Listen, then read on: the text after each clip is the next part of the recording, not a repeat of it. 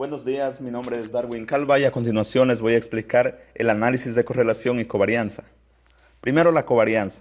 Es una medida de cómo dos variables aleatorias en un conjunto de datos van a variar juntas. Es decir, si una se mueve, la otra también se mueve. Estas se pueden mover en la misma dirección o en una dirección diferente.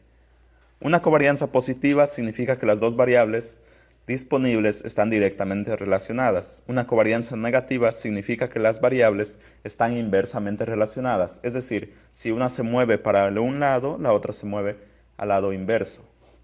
También tenemos cuando la covarianza es igual a 0, en este caso no se puede predecir el valor de la otra variable. La fórmula para calcular la covarianza es la siguiente. Covarianza de una variable independiente por una variable dependiente es igual a la sumatoria de cada uno de los valores de la variable independiente menos su media por cada uno de los valores de la variable dependiente menos su media, y esto dividido para el número total de valores menos 1. La correlación es la relación lineal que tienen las dos variables. Este valor puede ir desde menos 1 hasta 1. Cuando el coeficiente de correlación es igual a 1, significa que las variables tienen una correlación positiva perfecta.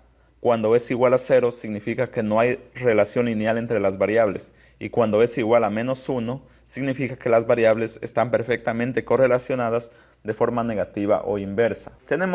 También tenemos que la correlación puede ser cercana a 0. En este caso, no se puede predecir el valor de una variable a partir de la otra. A continuación, vamos al código. Bien, a continuación vamos a explicar lo que es la correlación en PySpark. Lo primero que tenemos que tener en cuenta es importar a la librería de FineSpark. Esta librería nos permite trabajar con PySpark utilizando Anaconda. Luego de haber importado, se inicializa. También se importa la librería PySpark, que nos permite trabajar con PySpark, como su nombre lo indica. Se importa las funciones para poder trabajar. Se importa la sesión y se crea una sesión. En este caso, con el nombre de app1, se le puede poner cualquier nombre y se selecciona el maestro, en este caso Yarn, que va a ser el que va a distribuir los recursos. A continuación se verifica si hay alguna sesión creada, caso contrario se la crea mediante esa línea de comando. Lo siguiente es importar la ruta. En este caso utilizamos una data que se llama data series temporales, que está en formato CSV, que ya fue explicada en videos anteriores. También se ha utilizado como delimitador, coma, y se carga los datos. Se ha utilizado también la función datos.show, que nos permite verificar los primeros 20 registros. Como pueden ver aquí, tenemos variables de género usuario, de edad del usuario, bici, ciclo, estación, retiro, fecha de retiro, entre otras. Para verificar cuántos datos tenemos, se usa la función .count. En este caso estamos hablando de más de 3 millones de registros. Para poder trabajar con correlación y covarianza es importante tener los datos como de tipo decimal. Como en este caso ustedes podrán darse cuenta, tenemos datos numéricos, fechas. Entonces lo que hacemos es obtener los nombres de las columnas en una lista. Además, mediante esta variable de columnas numéricas le pasamos como parámetro la posición de las columnas que son de tipo numérico. Y luego de hacer esto, importamos la función functions de SQL, que nos permite hacer un recorrido por el data frame y obtener los datos numéricos.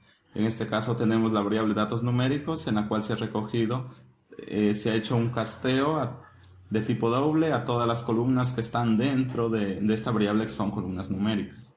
Y luego se imprime el tipo de datos que es recogido en esta variable, y como pueden ver, el tipo de dato es de tipo decimal. Entonces, ya una vez realizado este proceso, imprimimos nuestros datos usando la función .show y verificamos que aquí solo tenemos datos decimales. Nuevamente utilizamos la función .count para verificar el número de registros y podemos ver que tenemos más de 3 millones de registros. Para poder realizar la correlación y la covarianza, nuestros datos deben estar en data frame de tipo pandas. Para eso utilizamos la función .toPandas, la que nos permite realizar esta conversión. A continuación se utiliza la función ya datospanda.gead, lo que nos permite es mostrar las cabeceras de nuestros datos en tipo formato Panda. Como ustedes pueden ver aquí, existe una pequeña diferencia entre la presentación de los datos. Para encontrar la correlación, se utiliza la función .cor, la cual nos permite ingresar como parámetros el tipo de método, en este caso Pearson. También permite los métodos Kendall y Spearman. Entonces, utilizando esa función, utilizamos una variable para la correlación de Pearson, en la cual hemos pasado como método el nombre de sí mismo, y verificamos los datos que contiene esta variable. Y como pueden ver aquí se encuentra la correlación de Pearson. Los datos que se encuentran en la diagonal tienen un valor de 1, lo que significa que están totalmente relacionados.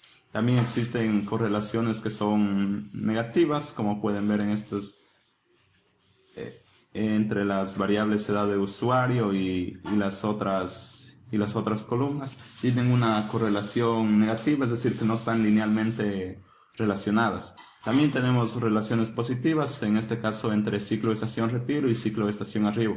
Entonces quiere decir que a medida que una aumenta, la otra también aumenta y viceversa. Para encontrar la covarianza utilizamos la función .co. Como pueden ver aquí tenemos la covarianza de los datos. Tenemos covarianzas positivas, lo cual significa que los datos están relacionados, que a medida que aumenta los datos de una variable, también aumentan los datos de la otra variable. También tenemos una correlación negativa, lo cual significa que los datos están inversamente relacionados. A medida que aumenta una variable, la otra disminuye.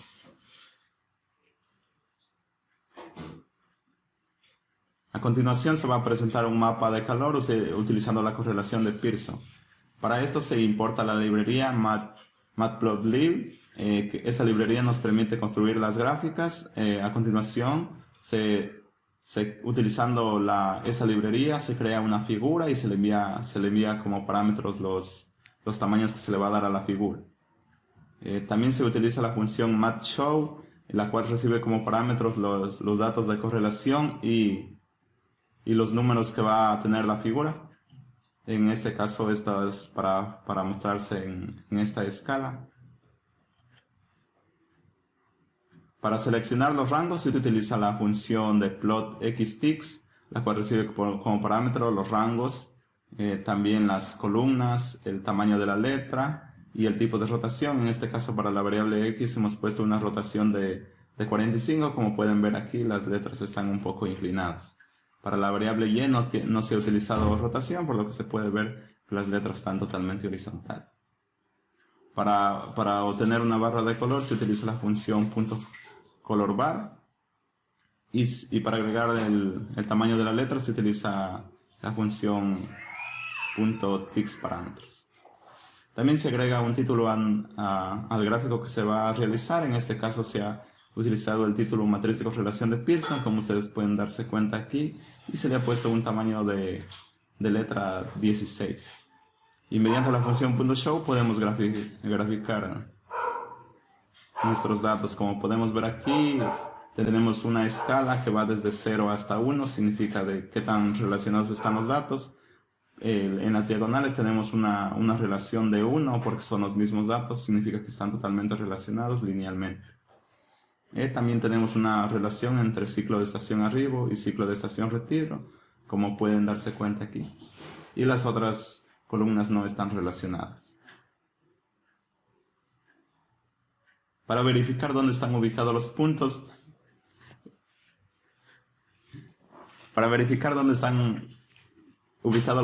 utilizamos la función scatter, la cual recibe como parámetros dos series. En este caso hemos utilizado la columna de ciclo de estación retiro y la columna de ciclo de estación arribo.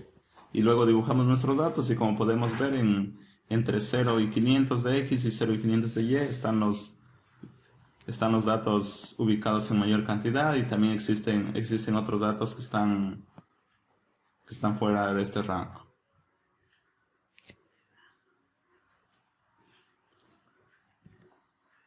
Aquí tenemos la función de Spearman. Para eso hemos importado la librería Spearman desde speed.stats. esta función nos permite obtener el coeficiente de correlación y el p-value. Para esto utilizamos esta función llamada Spearman, la cual recibe como parámetros dos series. En este caso le hemos mandado el ciclo de estación retiro y el ciclo de estación arribo. Y obtenemos el coeficiente y el p-value. A continuación imprimimos el coeficiente de correlación de Spearman, en este caso utilizando la variable coef. Además podemos utilizar un valor de alfa para utilizar una condición. Como pueden ver en este caso tenemos un valor para alfa de 0.05. Eso significa que vamos a verificar que con un 99% de probabilidad vamos a ver si nuestros datos rechazan una hipótesis nula o si la aceptan. Entonces utilizamos la condición que si el p-value es mayor al valor de alfa, entonces podemos afirmar que las pruebas están no relacionadas, es decir, que se falló al realizar el rechazo de la hipótesis. Caso contrario, se comprueba que las pruebas están relacionadas y por lo tanto se rechaza la hipótesis. Entonces podemos ver nuestro resultado. En este caso el coeficiente de correlación de Spearman es de 0.45 y las pruebas están relacionadas con una probabilidad de 0%. Bueno, también se puede decir que las pruebas están relacionadas con un valor del p-value de 0%. A continuación se utiliza el método de Kendall. Asimismo, esta función de scp.stats nos permite obtener el coeficiente de correlación de Kendall y también el valor del p-value. Para esto se utiliza este método y se envía como parámetros dos series temporales, las cuales se va a relacionar, en este caso ciclo de estación retiro y ciclo de estación arribo también, y obtenemos un coeficiente de correlación de 0.328. También se puede ingresar el valor de alfa para poder realizar una condición con el valor de p-value. Como en este caso pueden ver aquí, tenemos la condición: si el p-value es mayor al alfa, entonces las pruebas no están relacionadas y no se puede aceptar la hipótesis, es decir, se la rechaza. Caso contrario, se comprueba que las pruebas están relacionadas y se puede rechazar la hipótesis de acuerdo al valor del p-value. También hemos realizado un gráfico de puntos de correlación de Pearson, pero en este caso utilizando las variables de edad del usuario y ciclo de estación arribo. Entonces al graficar las intersecciones de los datos se puede ver el siguiente gráfico. En este caso los datos están en la posición X del 0 al 80 y en la posición Y del 0 al 500. Que en este caso sería el dato de ciclo de estación arriba.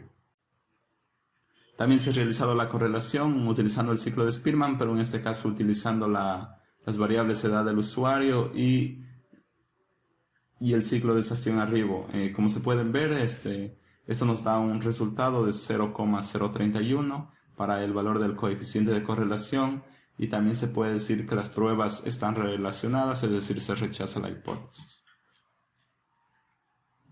Además, se ha utilizado el método de correlación de Kendall, pero en este caso utilizando como parámetros la edad del usuario y el ciclo de estación arribo.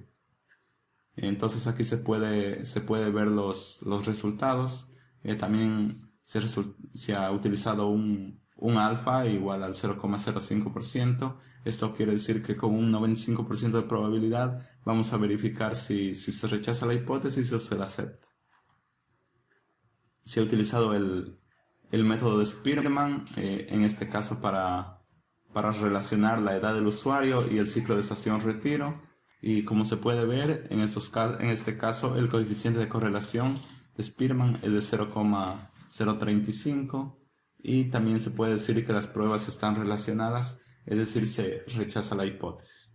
Para poder cerrar nuestra sesión de Spark se utiliza la función spark.stop.